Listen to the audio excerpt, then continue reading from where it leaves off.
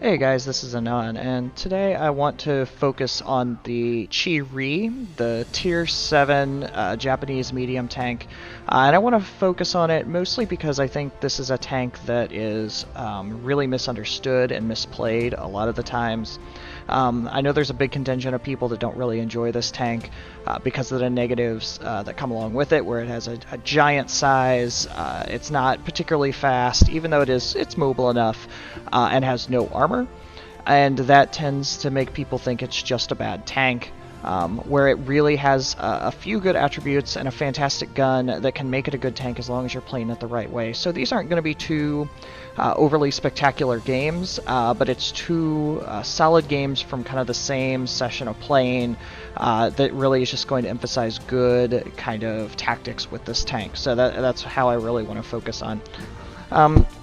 When I say this tank is misunderstood, it's largely because people, they see just the negatives with this tank. But for me, the main positives are that it really has a fairly accurate gun.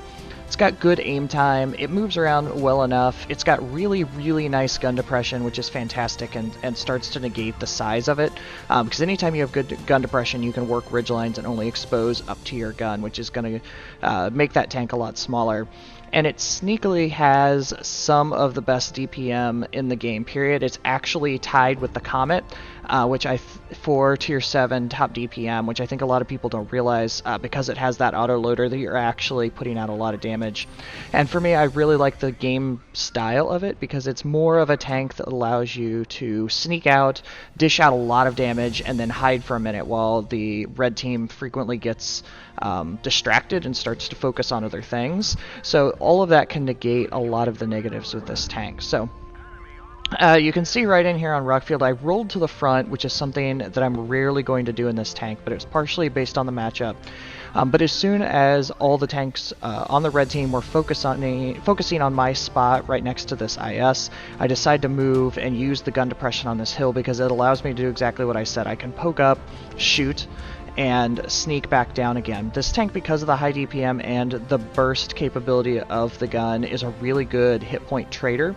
It's got a decent hit point pool, but when you poke out and take one shot but get to dish out 3 shots in return, that is usually a pretty good trade as long as you're being cautious about it. This is more of an instance of using hit points as a resource. I have enough resource here where I can take a shot, but I can finish off one of their top tanks that are left, and for me, then that's an okay change. So this battle now is going to move into more of kind of a mop-up role with only 2 tanks left, but it's just, again, another kind of good example. I'm being really cautious here with this T-34.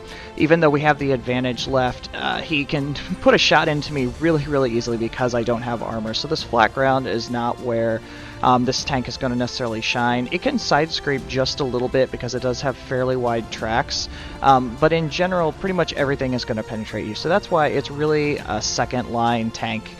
You don't necessarily need to be super far away from the action because you want to be able to get all 3 shots to connect as much as possible, but you definitely do not want to be on the front line. You're going to lose that battle a lot of times. The DPM will still let you win some brawls, but then it's going to take away that hit point resource for the rest of the battle. So even though I died there, it's still, I think, a really solid example of how to play this tank and really using that DPM to a good advantage, especially with the poke out and roll back again.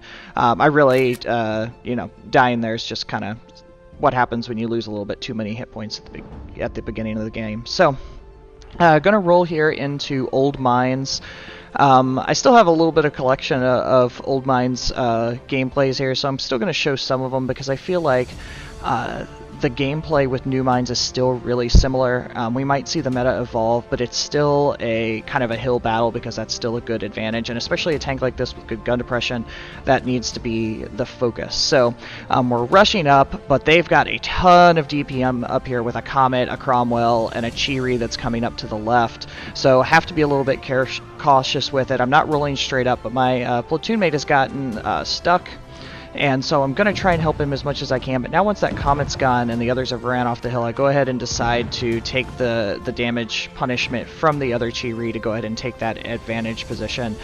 Because as soon as I'm up here now, you can roll to that backside and really start laying in with that DPM, and that's what's so fantastic about it. Hide behind the bushes and be able to just pump 3 shots into this T-29, and that's just a huge chunk of his hit points gone. It changes what he has to do in the game now, or at least it should. And it really makes him second guess a little bit. And there's enough gun depression with the Chi-Ri that I can stay quite a ways back and just peek over. So again, even though this tank is absolutely gigantic, I'm not going to argue that it's a huge tank, but the part that has to be exposed at any given time is actually not that large. And so you can just kind of focus on one tank at a time. The Chi-Ri is the biggest danger left, and my platoon mates remind me about the KV2, which I had already seen, but that's part of the reason I'm staying in this position where I am, because the rock to my right is keeping his gun from being able to hit me. So as long as I kind of keep in parallel with that, I'll be safe. The Chi-Ri surprised me a little bit. I didn't realize he was looking at me, which is a little bit of a mistake, but still able to get rid of him, even though I had to sacrifice some hit points to do it.